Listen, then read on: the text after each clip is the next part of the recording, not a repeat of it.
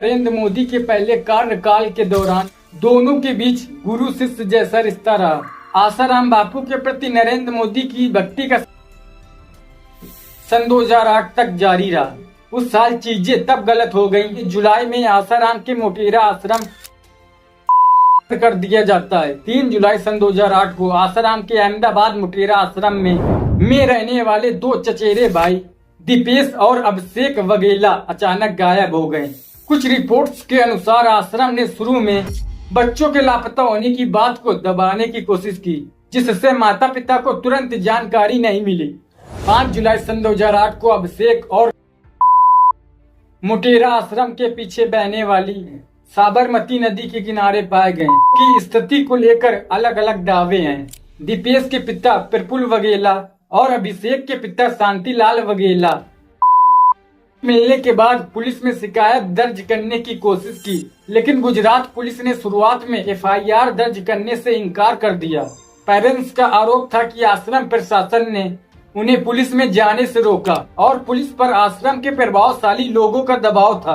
Parents ने आरोप लगाया आश्रम में किए जाने वाले काले जादू से जुड़ी है। पेरेंट्स ने विरोध प्रदर्शन शुरू किया, भूख हड़ताल की और रैलियां निकाली। इन विरोध के कारण पुलिस पर दबाव पड़ा और आखिरकार 21 जुलाई सन 2008 को एफआईआर दर्ज की गई। अब थोड़ा आगे चलते हैं। 28-29 जुलाई सन 2008 को और मिलती है। सबसे पहले आपको इस केस के बारे में जानना जरूरी है, क्योंकि लोग आपको मोटेरा और छिंदवाड़ा को कंबाइंड करके आपको बताते हैं, जो आप तक गलत इंफॉर्मेशन जाती है। तो सबसे पहले बात करते हैं छिंदवाड़ा के बारे में। 29 जुलाई सन 2008 को पहला बच्चा रामकृष्ण यादव मध्य प्रदेश के इंदुमती विद्या निकेतन गुरुकुल पाया गया। 31 जुलाई सन 2008 को दूसरा बच्चा वेदांता माल पांडे उसी आश्रम के बाथरूम में पाया गया। जैसे ही आश्रम की खबर लोगों को मिली, आश्रम के बाहर प्रदर्शन शुरू हो गया। तनाव को देखते हुए आश्रम के आसपास पुलिस की तैनाती बढ़ा दी गई। इससे घबराए 25 पेरेंट्स ने अपने बच्चों को स्कूल से निकाल लिया। अब सरकार ने पूरे मामले की मजिस्ट्रेट जांच के आदेश दिए। जबलपुर क्षेत्र के IG police officer MR Krishna ने पोस्टमार्टम रिपोर्ट, फोरेंसिक रिपोर्ट और साइंटिफिक रिपोर्ट्स का हवाला देते हुए की वजह दम घुटना बताकर इशारा किया था।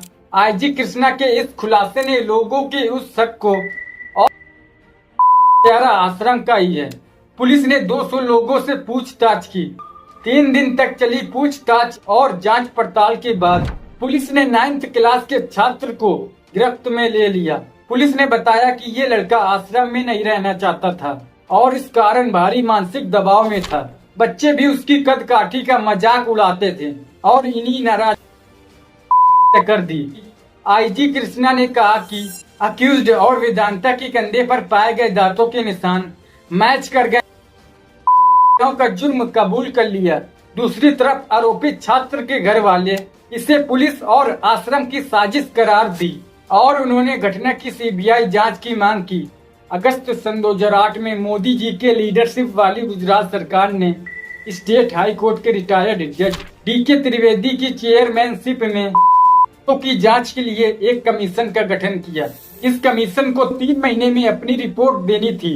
हाई कोर्ट ने कमीशन की आलोचना की, क्योंकि कमीशन ने जांच के नियमों को सही तरीके से नहीं माना और आसाराम बापू के मामले में पक्षपात दिखाया। यानी कमीशन ने जांच में पूरी तरीके से निष्पक्ष होकर काम नहीं किया। इसलिए हाई कोर्ट ने कमीशन की आलोचना की। सन 2012 में गुजरात पुलिस ने मोटेरा आश्रम के 7 कर्मचारियों के खिलाफ अनइंटेंशनल के आरोप में चार्जशीट दाखिल की। इन कर्मचारियों पर लापरवाही और संदिग्ध गतिविधियों में शामिल होने का आरोप था। चार्जशीट में आईपीसी की धारा 304 के तहत मामला दर्ज किया गया। उपलब्ध जानकारी में चार्जशीट में 7 कर्मचारियों के नाम स्पष्ट रूप से मेंशन्ड नहीं है, लेकिन ये आश्रम के संचालन से जुड़े प्रमुख व्यक्ति थे। आखिरकार जुलाई सन 2013 में DK त्रिवेदी कमीशन ने जांच की रिपोर्ट सरकार को सौंप दी थी, लेकिन रिपोर्ट पब्लिक नहीं की जाती है।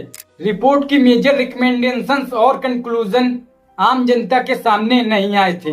राज्य सरकार के द्वारा रिपोर्ट पर रोक लगाए जाने के बाद ऑपोजिशन पार्टी कांग्रेस ने आरोप लगाया था कि रूलिंग पार्टी आसाराम बापू को बचाने में लगी है। लगभग 6 साल बाद सन 2019 में गुजरात विधानसभा में डीके त्रिवेदी कमीशन की रिपोर्ट पेश की गई, जिसमें आसाराम और उसके बेटे नारायण साईं को क्लीन चिट दी गई थी। रिपोर्ट में कहा गया कि ऐसा कोई सबूत नहीं है कि जो ये बताए कि आश्रम में आसाराम और उसके बेटे नारायण साईं ने तांत्रिक मेथड नहीं किया था। कमीशन ने स्कूल मैनेजमेंट को बच्चों की सुरक्षा में लापरवाही का दोषी ठहराया और कहा कि उनकी ये लापरवाही बर्दाश्त नहीं की जाएगी। पेरेंट्स ने कहा कि गुजरात पुलिस ने कभी भी केस की सही दिशा में जांच नहीं की, वे अपराधी को बचाना चाहते थे। पेरेंट्स ने इसके लिए राज्य सरकार को जिम्मेदार ठहराया। 5 साल के बाद भी आज तक मुख्यमंत्री ने किसी भी ये सीएम साहब ने गुजरात सरकार ने कोई भी कार्यवाही नहीं की है। गुजरात सरकार ने हमारे पास कैसा विश्वासघात किया है आप भी जानिए। हम लोग इसीलिए यहाँ बैठे हैं अनशन पे कि गुजरात सरकार की जो काला चश्मा पहना है आसाराम का वो उतारे और जनता की आवाज सुने। उन्होंने मोदी जी को खास तौर पर जिम्मेदार ठहराया। कहा पूरे कार्यकाल के दौरान मुख्यमंत्री गृह मंत्रालय भी संभालते रहे, जो पुलिस सिस्टम की देखरेख करता है। उन्होंने कहा कि सब कुछ तत्कालीन मुख्यमंत्री के हाथ में था, लेकिन निष्पक्ष पुलिस जांच का आदेश देने के बजाय उन्होंने एक कमीशन फॉर्म कर दिया। पेरेंट्स आगे कहते हैं कि आप ही बताइए कि उन्होंने ऐसा क्यों किया, क्योंकि उस समय गुजरात में आसाराम का गहरा प्रभाव था।